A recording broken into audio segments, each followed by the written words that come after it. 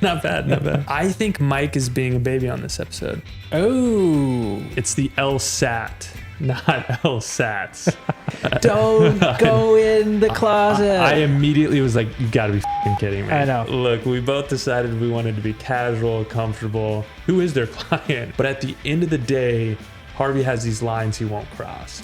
Welcome to Suits on Suits. In this show, we talk about the legal concepts, plot points, and culture of law that come up on the show Suits. We're your hosts, Jared and Quinn Mayberry. I'm a partner at a big law firm, and Quinn went to Harvey's alma mater, Harvard. Thank you, Jared. So, Jared, what would you rate this episode? Yeah, I mean, I'm still reeling from the last episode with Donna leaving. This one was... Big shock. It really was. And it kind of, because that was the backdrop for this episode, it kept me on my heels the whole time. I think the perfect example, or the perfect kind of foreshadowing for this episode is when Harvey claims that his counterpart in the suit that he's pursuing is on tilt. Harvey really feels like he's on tilt in this one. So I'd probably give it a 3. So you'd give it a 3, huh? I really liked this episode. It felt like a classic Harvey and Mike buddy plot line there. Yeah. Lots of Lewis quips, which is one of my favorite parts of the show. The Lewis and Rachel together was kind of exciting. Yeah, there's a good combo. Harold getting shit on a little bit. What's Always not good to time. like. Yeah. But they were also in the shadow of Donna leaving on this episode.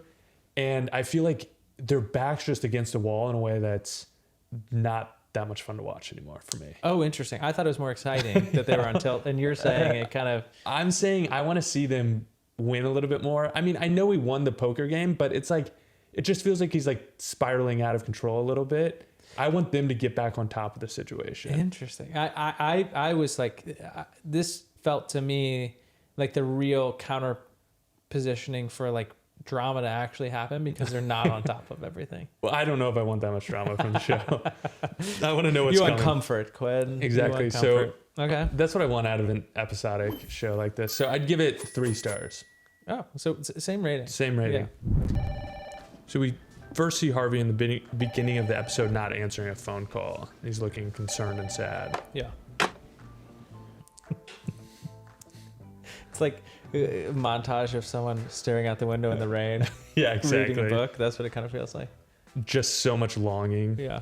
Most of this episode happens with Harvey escaping from the office, and they raise the obvious question: is it in part because he wants to get away from the absence of Donna? I mean, for sure. He's gone, as we talked about earlier. I think he's like full tilt. I think you're right. It's not a coincidence that they send him to solve the problems of an alcoholic and a gambling addict in Atlantic City. Where's the connection? Yeah. Could never guess. Yeah. I mean, something that came up for me while watching this was, do we see Harvey taking bigger risk or changing his decision making because Donna isn't there? You know, that's a great question. I don't know if I ever thought that Donna was part of his decision making. You know what I mean? I think they were a great team. She kept him on track. She kept him organized. I don't know. And maybe this is trying to show that she was a big part of his decision making and that he's kind of losing it without her. I guess, couldn't make up my mind on that point because we see him taking, massive risk and acting, quite frankly, pretty erratically. Yeah. Even whenever Donna's there. But maybe that's the implication here, right? They're saying like, you didn't see it in the prior episodes, but that's what was happening behind the scenes. And also, in the previous episodes before Donna officially leaves, she is kind of absentee while she's trying to figure out how to handle the missing document. Very good point. She definitely was. Yeah. I guess question to you, in a real law firm, how crucial is it to have a trusted assistant or just like an advisor and a go-to? Yeah, I think it's really helpful because so much of your time is built on figuring out the substance of your work and understanding the interplays between, client service, client relationships.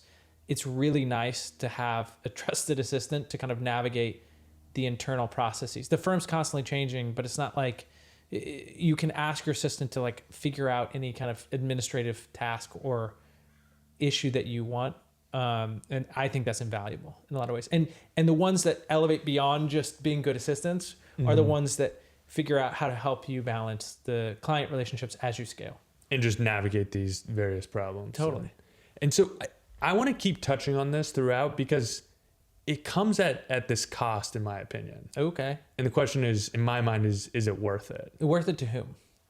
Great question. I guess to either party. Ultimately, is that relationship one that is very productive, or is it counterproductive in ways that maybe it's better off having a little bit of healthy space between the two parties? Oh, I love codependence. Took the words out of my mouth. A punchier framing. It's like, at what point does the codependency become a big detriment to progress at the firm? Yeah. I guess for either party, and to your point, you could slice this in 10 different ways. There's here, a where million it's like, framing. To Harvey, to Donna, to the firm, to their professional development, to their day-to-day lives, to the clients. You could approach this from so many different perspectives where the answer is ultimately going to be different. But as a general proposition, do you find this tight-knit relationship to be one that is like functional or dysfunctional, I guess is the frame. Yeah, I mean, for me, full functional. Full functional. Yeah. I think it's dysfunctional in a lot of ways. Well, let's talk about it. Before we dive in, I just want it on the record that I am a lover of Donna. Yeah. It's a weird way to put it. Well, now we know where Donna went. Get out of here. Creep. Yeah. No, but I love Donna. That said, I think that the codependence creates some problems. Yeah, I think professionally. I mean, maybe that's right, but I think net is positive. All right, so then Jessica addresses this directly by telling Harvey to hire a new assistant, or at least mentioning it to him. Right. And then just doing it. Yeah, exactly. And then hiring said assistant. So let's play the clip where we meet Cameron, his new assistant. Yep. Mr. Spector, I'm Cameron, your assistant. Where are my Messages. Urgent to ignorable, top to bottom. All right. It's clear Harvey doesn't like Cameron. Yeah, I mean, to be fair, what's your read? He seems like a on top of it type A assistant. He seems great. He seems fantastic, which is my problem with codependence here. It's like, we see that. So I think that's the issue is you have this shorthand, you have this level of comfort, but it's not even, you have this organizational risk, one, where the person cannot be replaced. Yep. Otherwise, you stop functioning. Great point. You just don't lose them. Yeah, exactly. You just cannot lose them. Don't lose them. I also think that beyond that, it stunts the professional growth for Donna. Potentially. But I kind of think that job has a cap. That's fair. Yeah. And also, unless she wants to pivot to somewhere else in the org. And I think that she could probably quickly learn somebody else's eccentric tendencies and like become a good partner to that person. So. Yeah. But then there's go ahead. Thanks for making my point. Yeah, exactly. Well, I argued against myself pretty quickly there. Yep. But there's also this like knowledge hoarding risk where rather than creating systems that are like replicable and repeatable and efficient and improved upon, one person owns all of the knowledge. So like in this situation, Donna is the only person who knows how Harvey likes to keep his schedule, how he likes to coordinate with outside parties, like so on and so forth. Yeah, it's a key woman problem. Yeah, you see this all the time in like private equity whenever somebody's buying a company. It's like it's really hard to invest in whenever if one person were to leave, the whole thing crumbles. Yeah, I mean, agree. You just don't let that person leave, and then you don't lose any value. What's the problem? What's the problem? Kind of the same thing here. No, I mean, I get your points. They're very valid. I think systems aren't better than humans. Systems allow for reasonable risk that a human is no longer there or doesn't want to do it anymore or whatever. I think you're totally right. I get what you're saying, and I think that my counter argument here is that like even at their best, these people, i.e. Harvey and Donna, would be even better with like a thoughtful system in place. Oh, that's interesting. I actually disagree. I get your reason for having systems in place, but I think that the informal kind of body language intuition is ultimately better. It's just that it creates risk. Your point is the intuition is exemplified by better systems. And I don't know if I totally agree with that. Yeah, I mean, that's a sub point, to be clear. I think the much bigger point is the risk you have and what we're seeing play out whenever somebody like Donna does leave. But I would go a step further and say on top of it, it's actually even better while she's there if you have these thoughtful systems. Yeah, fair. All right. And then to a point we were making earlier, Jessica calls out Harvey for his erratic behavior. Yeah. So we've already touched on this briefly. How much of this do you ascribe to Donna leaving versus Harvey's life crumbling before his eyes, or his professional life? So to be honest, I kind of attribute most of it to his professional life being on tilt right now. Like, I think that's the bigger point here. I also think Donna leaving, if that impacts kind of Harvey's actions in any way, it's not that she kind of held the reins on it. It was more that he's having the emotional fallout of losing her. Uninteresting, but I would agree with you there. Let's change the framing a little bit though, and take this from Jessica's perspective. How often do you think a good boss or manager or even colleague sees what's happening and calls you out to hold you accountable? I mean, if you're going to use the qualification of good, I think ideally every time. I mean, I think that's huge, especially in a service organization where your biggest asset is the human capital in the building. Like, managing the personalities, the egos, the emotions in a high stress environment is kind of Jessica's entire job. Yeah, I think that's exactly right. So how often do you think that managers actually embody that then, without the qualification of good managers? Yeah, in a law firm, probably pretty low hit rate.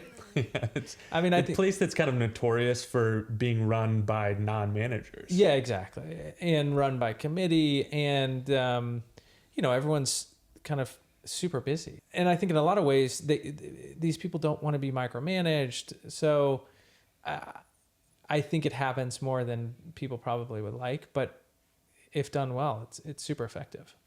And then we see this culminate in a conversation between Harvey and Jessica. Right. Where Harvey ultimately says, and let's play the clip. Yeah. We're people, and sometimes we lose. Sometimes? But I don't know about you, but I feel like that's all we've been doing lately. So we see Harvey saying he's sick of the losses. Yeah. He needs a win. He needs a win. Yeah. And as erratic as he's been and as bad as his judgment has been in this episode, I kind of sympathize with him here. I agree. Everything's about momentum. So this idea that they have momentum, it's just in the wrong direction, and he's trying to course correct. I have a lot of sympathy for it. Is he doing it in the right way? I mean, I'd be curious to hear your take on that. Absolutely not. It's like making a $30 million bet over...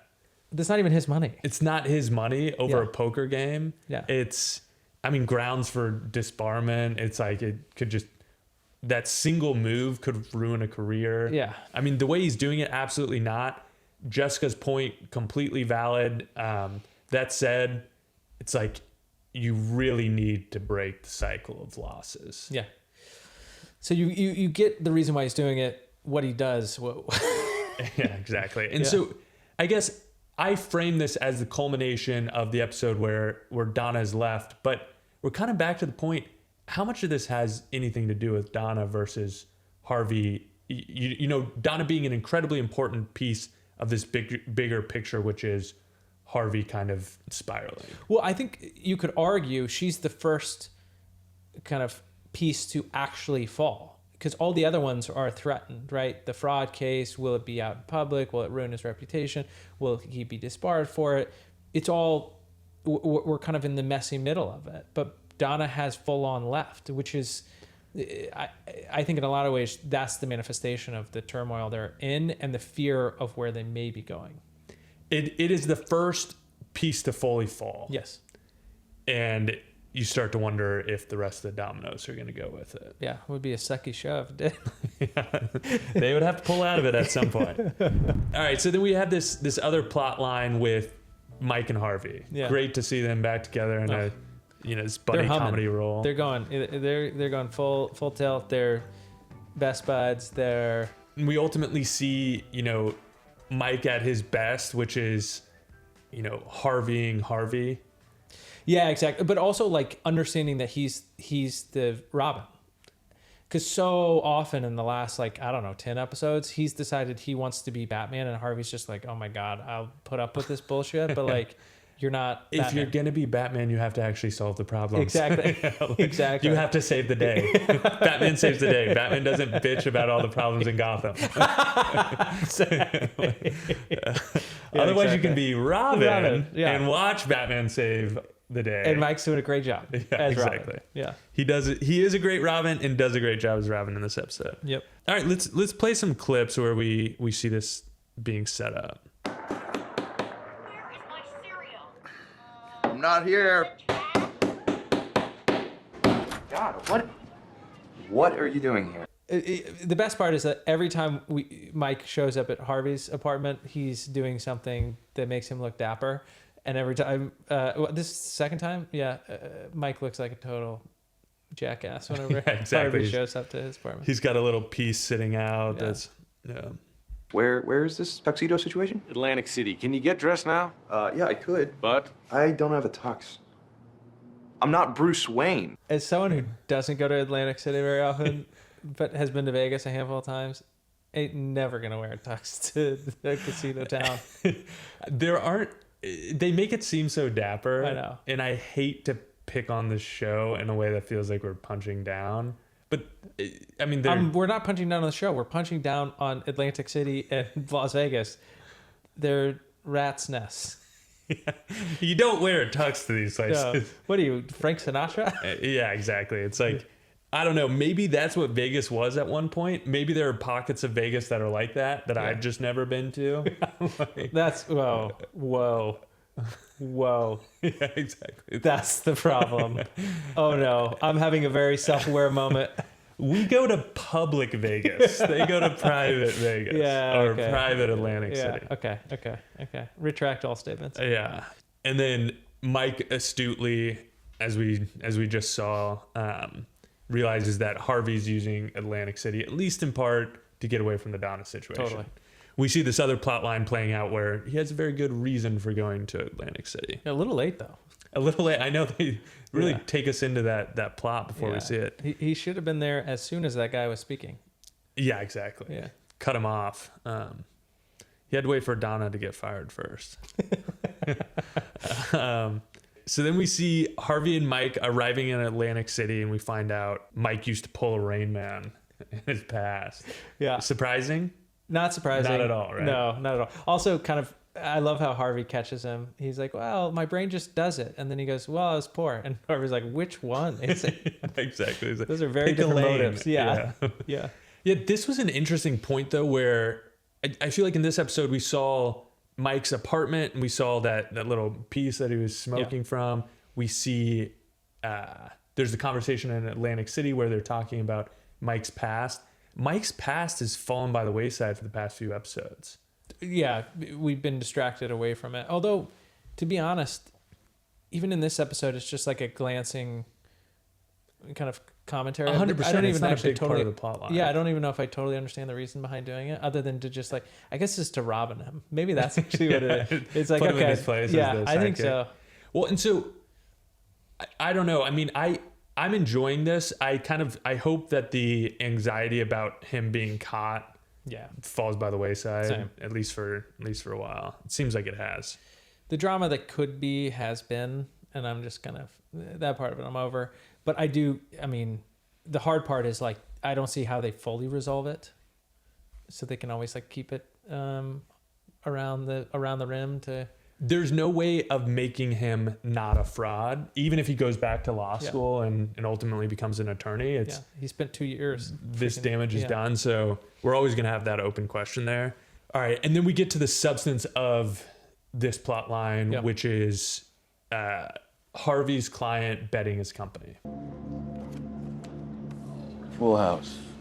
He's got one out. We're fine unless the river's a 10 of clubs. They say at the same time. Yeah, exactly. Harvey, I just lost my company. He's gambling his company, and the premise of this is somebody loaned him the money to bet on this hand with the collateral of his company. Yeah. And he makes the deal on a napkin. Can you have a enforceable contract that was drafted on a napkin? You absolutely can. And by the way, we've got a quick aside here. Like, click on the link above if you want to see a breakdown on, contract law in a little bit more detail. We're going to hit it pretty briefly in this section, but check out that link if you want to see more. Yeah, exactly. You absolutely can. To be honest, they're kind of outlay of the simple pieces of a contract are right. You offer, acceptance, and consideration are kind of the only pieces needed. There are some rules around whether or not certain contracts need to be in writing versus verbal, but not all contracts need to be in writing. Verbal is enough if you can prove it. Yeah, that's exactly right. And just to kind of double click on that, the issue often becomes proof, not whether or not it's enforceable. It's right. Fair point. Yeah. Fair distinction. Because both are important from a practical perspective. Exactly. Yeah. I mean, a couple things I wanted to kind of touch on. Whenever they say he bet his company, I guess the assumption is that he's the sole owner of the company, owns all the shares. I didn't even think about this as we were watching, but that's a great point. It's like, does he have the authority to wager the company? Yeah.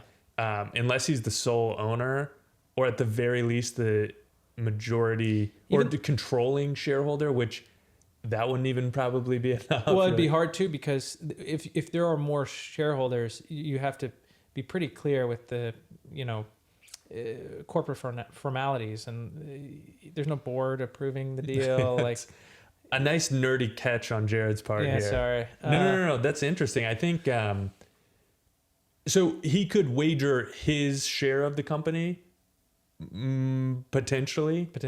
There's a good chance you'd need board approval for that too. But he certainly couldn't wager somebody else's ownership interest. Exactly. So I let's let this one slide. But I think it's sole owner of a $30 million company. Possible. Plenty of people are. Very possible. Yeah.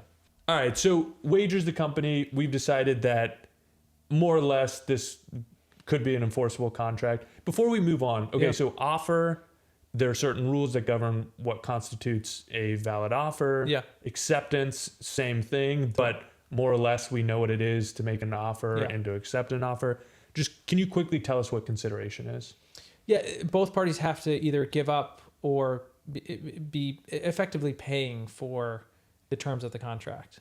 It's what distinguishes a contract from a promise, basically. Or a gift. Or a gift. Yeah. Great point. Yeah. And so, final question, are courts going to look to the amount of consideration or the validity of that consideration? Yeah, a very good point. The courts don't want to judge whether or not it was a fair trade from a consideration perspective. They just want to make sure there is some form of consideration. It is not a gift or some other kind of arrangement that isn't truly a contract, a quid pro quo.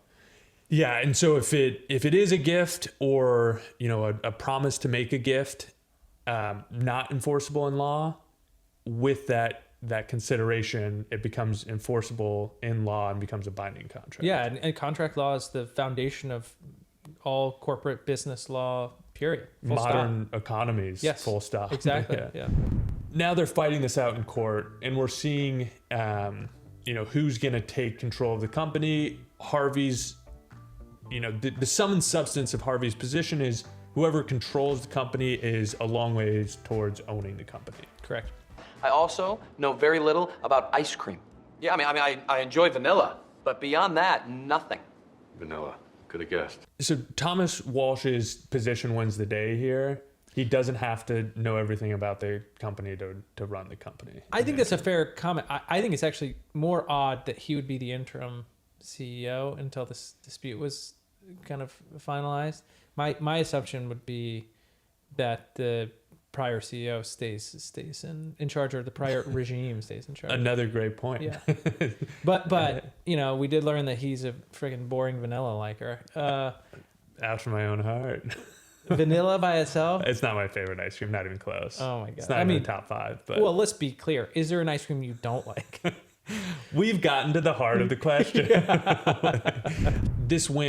I didn't even consider this as I was watching, but to your point, the current CEO would likely stay as CEO of the company. Yeah, and if he's in rehab, then you probably have whatever, the COO or the CFO step in and run the company. Somebody who's familiar with the company. And if, just because Thomas Walsh now owns the company doesn't mean he doesn't necessarily own it. There's a dispute. Great point. Like that's even if the court were to rule that Thomas Walsh owns the company, in all likelihood, if he is this, great manager and owner of businesses, he would likely put forward a CEO to run the company. He wouldn't do it himself. Agreed.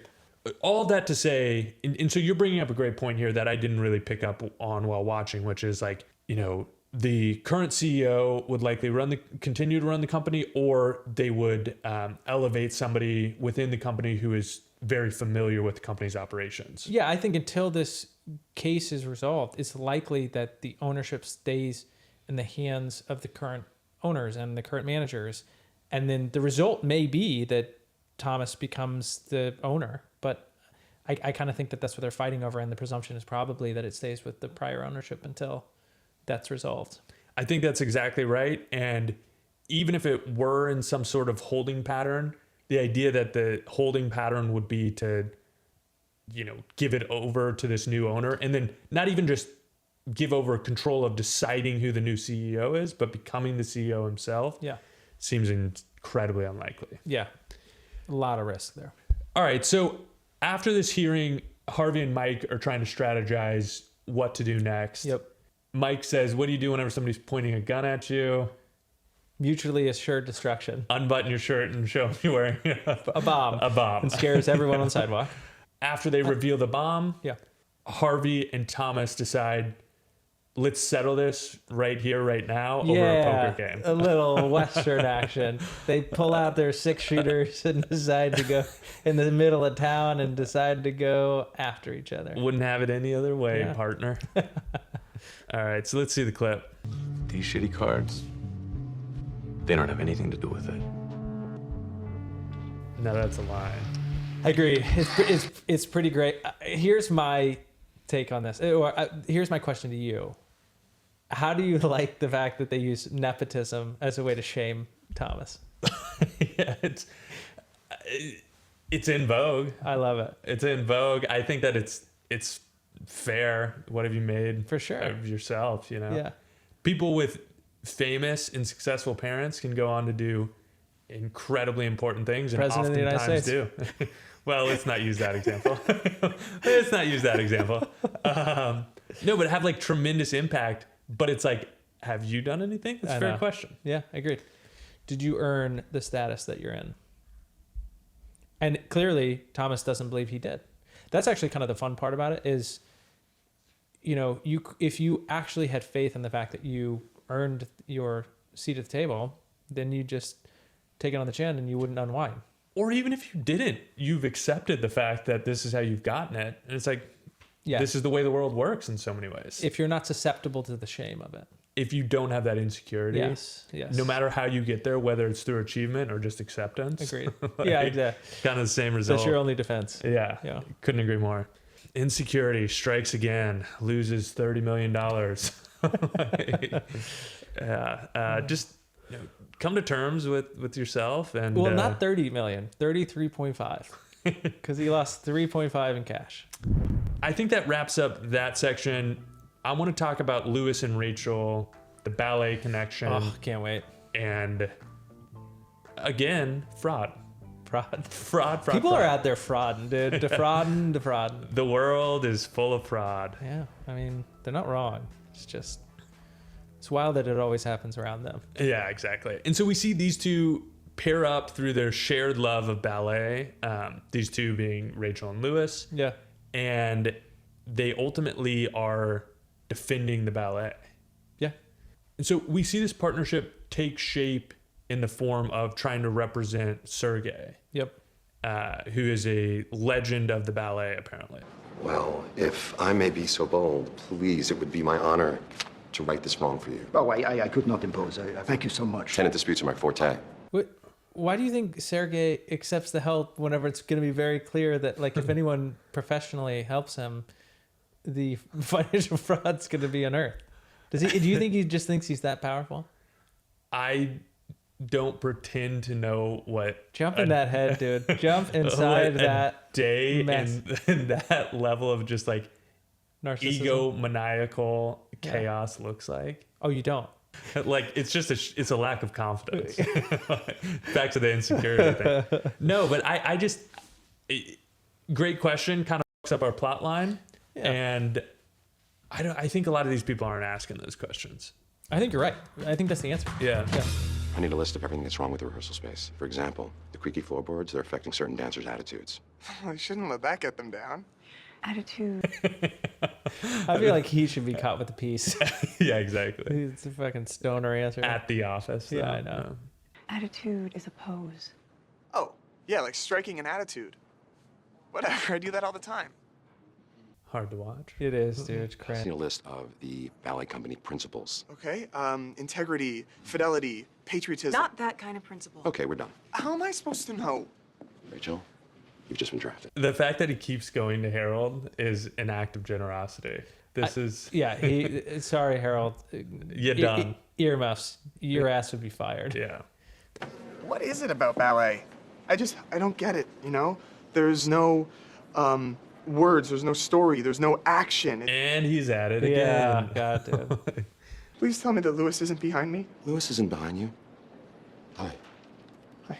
Penelope Cruz, Zoe Saldana, Audrey Hepburn. What do they all have in common? They're all hot? No. Oh, God. Harold, man. That's Wow. the one time Harold's take was appropriate. How do you like that Harold went to Harvard Law School? It's a disgrace. It's a disgrace. Also, for the record, he didn't. This is fictional. You want to get ahead here, Harold? Take ballet, because right now, the only thing that's breathtaking about you can easily be put into words. Nothing. Now relevate your ass back to work. Could have had a better punch here. Yeah. Great setup. He could have eviscerated him Yeah, a bit agreed. more. Nothing.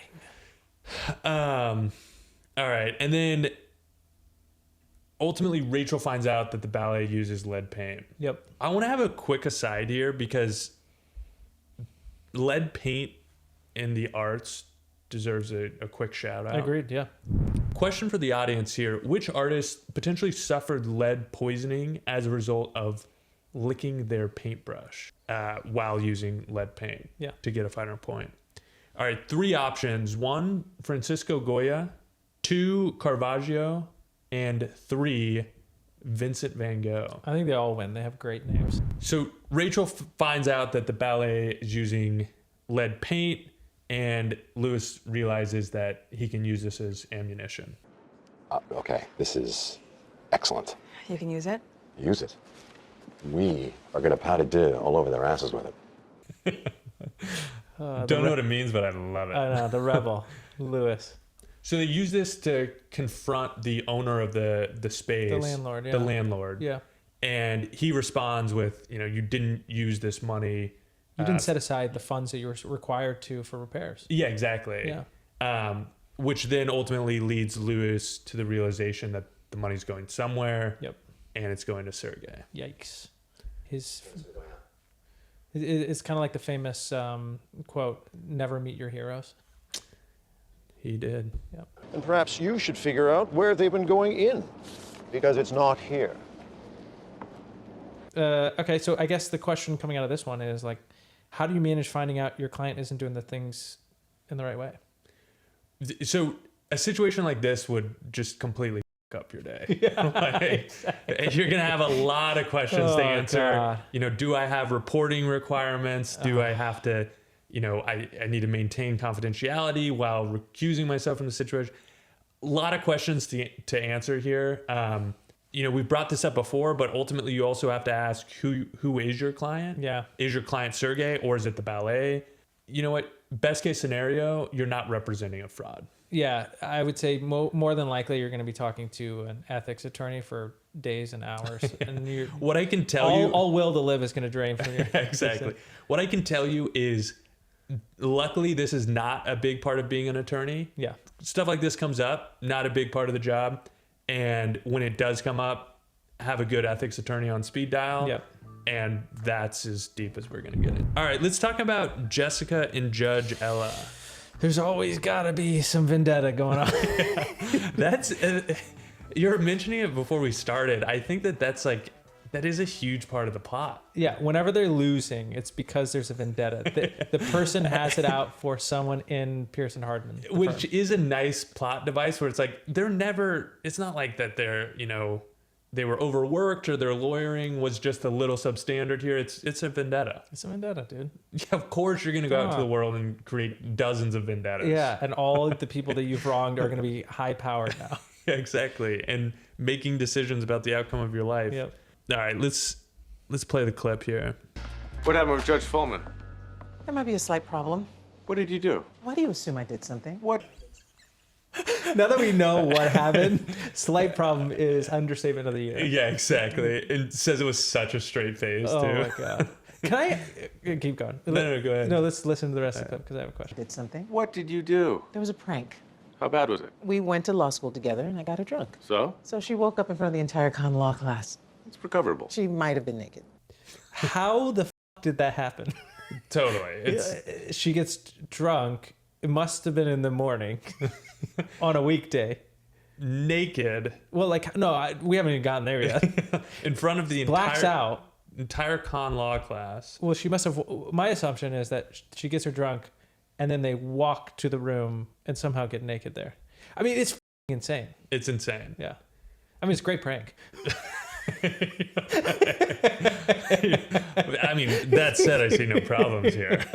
Great prank. All right, so I think we've already talked about the fact that the world of law is not riddled with vendettas. Yeah. But real question, how often do personal relationships come into play in the law? I mean, I think that not in making shitty decisions like this that should be based on the substance, but I do think that, is someone going to be more likely, like, is a clerk going to be more likely to work with you on a filing if you're nice and not an asshole every time? Maybe. Yeah.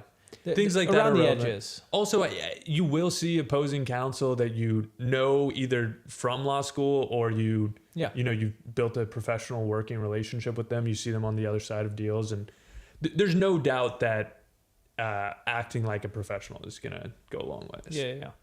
So don't somehow pull this prank off, I guess, if you're planning on going to law school. Exactly. Yeah. I think the real learning here is. But if you figure out how to do it, let me know. Please let me know in the comments what transpired to get to that. Yeah. outcome. Get us from A to Z on that one, please. It's a magic trick. Exactly. Actually, I already did. Pearson Hardman is now platinum level donor. Go Fulman. Brilliant strategy or legally improper? I mean, I think that you could always, as long as they're within the standard campaign finance laws, like, I assume that it's totally legal. And I would guess that the campaign finance laws kind of cover this arena, which is like any judge accepting donations is going to have lawyers giving them. Yeah. And I'm sure it's state to state, county to county, whatever. But I just don't know if it creates the same conflict of interest that she's trying to ascribe to it. Also, if she did return it, I don't think it would be some big scandal. Like she returned it like right after it happened. Yeah, exactly. She's like, well, no. What actually happened is Jessica came, told me this stupid plot. You know what would create an enormous conflict? Yeah. This prank in their prior relationship. I love how she's like, no, I'm going to best you again. Yeah. So, and finally we have Jessica and Ella talking in a room together, and Ella's pressing her to get the truth about the motive behind the action. Let's see what she says. All right. It was you. You targeted me. What do you want me to say? What do you think it tells us about Jessica's character? I was pretty surprised. We hadn't really seen this side of her. Yeah. I mean, she's clearly ambitious, clearly capable, clearly, I guess, I don't know if savvy is the right word, maniacal, maybe. But I guess that's the distinction. We've seen that she's capable, savvy, and ambitious. This is adding another dimension, which is like maniacal. Do you think it changes the way you view how she and Harvey acted toward Hardman? A little bit, it does. It seems, before I think I was giving them the benefit of the doubt a little bit, that this was like, ultimately in the best interest of the firm, and it happened to suit them. And of course they're, they care about their own interest, but it made me see that a little bit more through the lens of just a pure power play. Yeah, like ambition. Yeah, totally. Raw ambition, Agreed. Unchecked. And it kind of shows, I think, maybe now we understand a little bit more why Jessica and Harvey are so intertwined and connected. Absolutely. Yeah. And also why she's willing to put up with some of his antics. It's Agreed. That's actually a really good point. it in a lot of ways it unlocked their relationship for me, and it's like, oh, that's actually like believable and plausible. Agreed. As opposed to, you know, it makes for a good show. I think that covers this week's episode. What do you think? It was 3 for me. Makes 2 of us. I want to see everybody else's reactions to this episode. Please drop some comments. Let us know what you thought. Let us know how that situation with the judge played out. How the prank unfolded. Please, I need to know. Give us some answers. Other than that, as usual, thanks for watching. Please like and subscribe. It helps us out a lot. And we'll see you in 2 weeks. Yeah. Have a great couple weeks. Yeah. Thanks.